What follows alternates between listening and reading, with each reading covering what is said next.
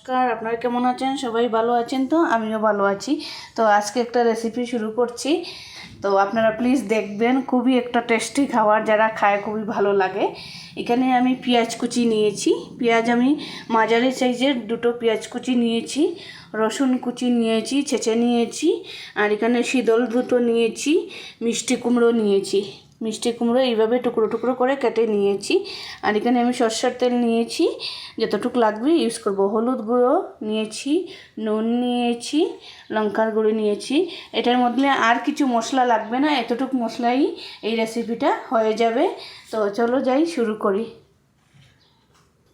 বন্ধুরা, আমি কড়াইটা আঁচের মধ্যে বসিয়ে দিয়েছি। এবার আমি সরষের তেলটা দিয়ে দেব, যতটুকু লাগবে অতটুকুই ইউজ করব। তারপর আমি শিদলটা দিয়ে দেব।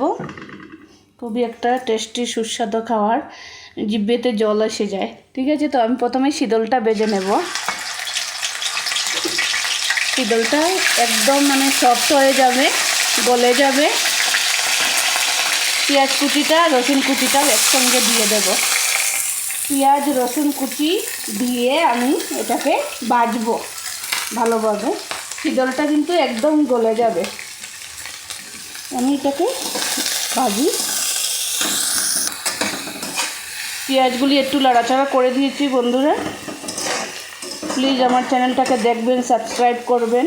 পেঁয়াজটা একটু ভেজে নিয়েছি। এবার আমি শিদলটা কিন্তু গলে গেছে, ঠিক আছে। তো আমি এবার নুন দিয়ে দেব। নুন দিয়ে দিলাম, হলুদ গুঁড়ি দিয়ে দিলাম, লঙ্কা গুঁড়িটাও দিয়ে দেব। আর অন্য কোনোই মশলা এটার মধ্যে লাগে না বন্ধুরা। এই তিনটে, নুন, হলুদ আর লঙ্কার গুঁড়ি দিয়েই এই রেসিপিটা পুরোটা হয়ে যায়। Very tasty and easy recipe. হ্যাঁ, easy recipe and very tasty. আর এটা মিষ্টি কুমড়ো দিয়ে অনেকটা টেস্টি লাগে, ভালো লাগে। তো মশলাটাকে একটু সময় ভেজে নেব। ভেজে নেওয়ার পর তারপরে মিষ্টি কুমড়োটা ছেড়ে দেব। কালারটা কেমন হচ্ছে একটু দেখবেন। এই রেসিপি আমি অনেকটাই করেছি, চাটনিও আছে, তারপরে তোমার বেগুন দিয়েও আছে। আপনারা সার্চ করলে এটাকে পাবেন রিয়ান্স কিচেনে। আমি অনেকটা করেছি। আমি এবার মিষ্টি কুমড়োটা ছেড়ে দেব। মশলাটা আমার ভাজা হয়ে গেছে। এবার আমি মিষ্টি কুমড়োটা ছাড়বো। কেটে ধুয়ে রেখেছি, কুচি কুচি করে কেটে ধুয়ে তারপরে রেখেছি। মশলার সাথে 10 মিনিট এটাকে আমি ভালোভাবে কষাবো। হেভি টেস্টি গন্ধ বেরিয়েছে। Don't forget to like and subscribe to channel. বন্ধুরা 10 মিনিট আমি একটু সময় কষিয়ে নিয়েছি। 10 মিনিট কষিয়েছি। এবার আমি অল্প একটু জল দিয়ে কষাবো, তাহলে তোমার মিষ্টি কুমড়োটা গলে যাবে। অল্প একটু জল দিয়েছি। এই জল দিয়ে একটু করে আমি কষাবো এটাকে। আপনারা একদিন ট্রাই করবেন, দেখবেন বাড়িতে বানিয়ে খেয়ে কেমন লাগে, তারপর আমাকে কমেন্ট করে জানাবেন। তো আমি 5 মিনিটের জন্য অল্প একটু ঢাকনা লাগাবো। 5 মিনিটের জন্য আমি ঢাকনা লাগাচ্ছি। বন্ধুরা 10 মিনিট পর ফিরে আসলাম। দেখি তো কেমন হচ্ছে, কী হচ্ছে, সিদ্ধ হয়ে গেল নাকি। মিষ্টি কুমড়ো প্রায় সিদ্ধ হয়ে গেছে 80%। তো একটু সময় আমি কষে নেব। ভালোভাবে কষে নিয়ে অল্প একটু জল দিয়ে দেব। একটু সময় ভালোভাবে কষে নিই।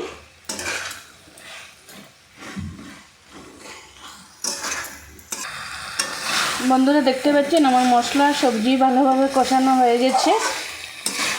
ঠিক এইভাবে আপনারা একদিন ট্রাই করবেন, বানাবেন, খাবেন। আর আপনারা যদি ঝোল না রাখতে চান, ঝোলটা একটু কম দেবেন, অল্প করে দেবেন সিদ্ধ হওয়ার জন্য। এটা কিন্তু ঝোল না দিয়েও খেতে পারবেন, ঝোল দিয়েও খেতে পারবেন। এত টেস্টি হয়, এত ভালো হয়। আমি একটু জল দিয়ে দিচ্ছি। অল্প একটু জল দিয়ে একটু নাড়াচাড়া করে নিই। তো 5 মিনিটের জন্য ঢাকনাটা লাগাবো, তারপর হয়ে যাবে। একদম সাধারণ সিম্পল রান্না বন্ধুরা, তাড়াতাড়ি হয়ে যায়, অনেকক্ষণ সময় লাগে না। তো আমি 5 মিনিটের জন্য একটু নাড়াচাড়া করে নিয়েছি। এবার আমি 5 মিনিটের জন্য ঢাকনাটা লাগিয়ে নেব। বন্ধুরা 5 মিনিট পর ফিরে আসলাম। দেখি তো কালারটা কেমন লাগছে, একটু কমেন্ট করে জানাবেন, বলবেন। দেখুন তো পুরো সিদ্ধ হয়ে গেছে। গলে গেছে একদম মিষ্টি কুমড়োটা। এবার আমি আঁচটা বন্ধ করে দিয়েছি। আঁচটা বন্ধ করে দিয়ে একটু নাড়াচাড়া করে একটু কমেন্ট করে জানাবেন বন্ধুরা কালারটা কেমন হয়েছে। লাইক শেয়ার সাবস্ক্রাইব করবেন, আর পুরো ভিডিও দেখবেন, ক্লিক করবেন না, হ্যাঁ অর্ধেকটা দেখে বন্ধ করবেন না, আর চ্যানেলটাকে সাবস্ক্রাইব করবেন, সুন্দর সুন্দর কমেন্ট করবেন, সুন্দর সুন্দর কমেন্ট করবেন, চ্যানেলটাকে সাবস্ক্রাইব করবেন। আর আজকের মতো এতটুকুই। Thanks for watching. Tata, bye bye. Thanks for watching.